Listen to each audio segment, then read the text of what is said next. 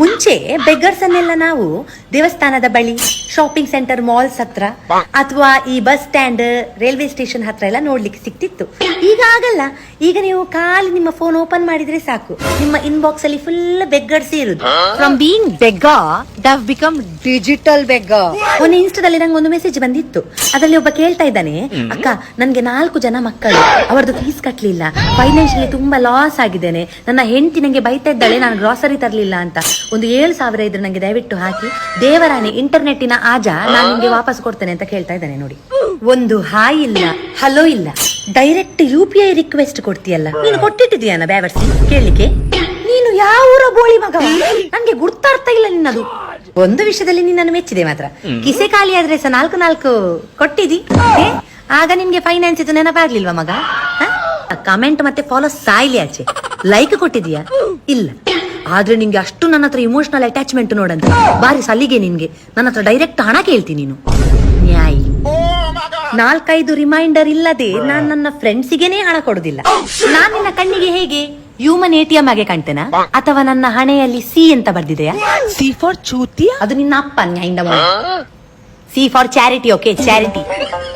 ನನ್ನ ಮನೆಯ ರೆಂಟೇ ನನ್ನನ್ನು ನೋಡಿ ಅಳ್ತಾ ಇರ್ತದೆ, ಕಟ್ಟಿ 2 ತಿಂಗಳಾಯ್ತು, ಒಮ್ಮೆ ಬೇಗ ಕಟ್ಟು, ಒಮ್ಮೆ ಬೇಗ ಕಟ್ಟು ಅಂತ. Just because I make video, I am not a multi millionaire. ಗೊತ್ತಾಯ್ತಲ್ಲ? ಮಾತು ಮಾತ್ರ ಕೋಟಿದು, ಕಿಸೇಲಿ ಅಂತೆಲ್ಲ.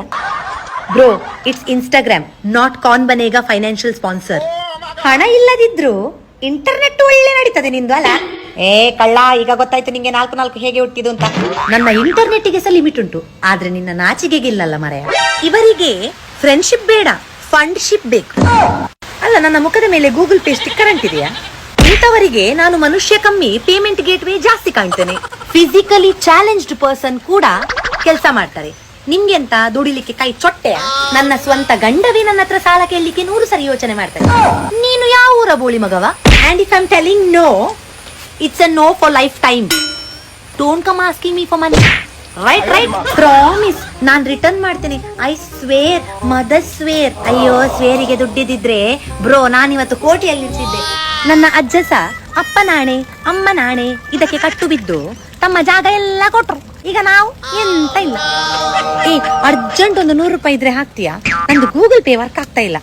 ನೀವೆಂತ ಅನ್ಕೊಳ್ತೀರಿ? 100 ರೂಪಾಯಿ ಎಲ್ಲ ಹಾಕುವಪ್ಪ, ಎಂತ ಉಂಟು ದೊಡ್ಡ ವಿಷಯ ಅಂತ ಹಾಕಿ ಬಿಡ್ತೀರಿ.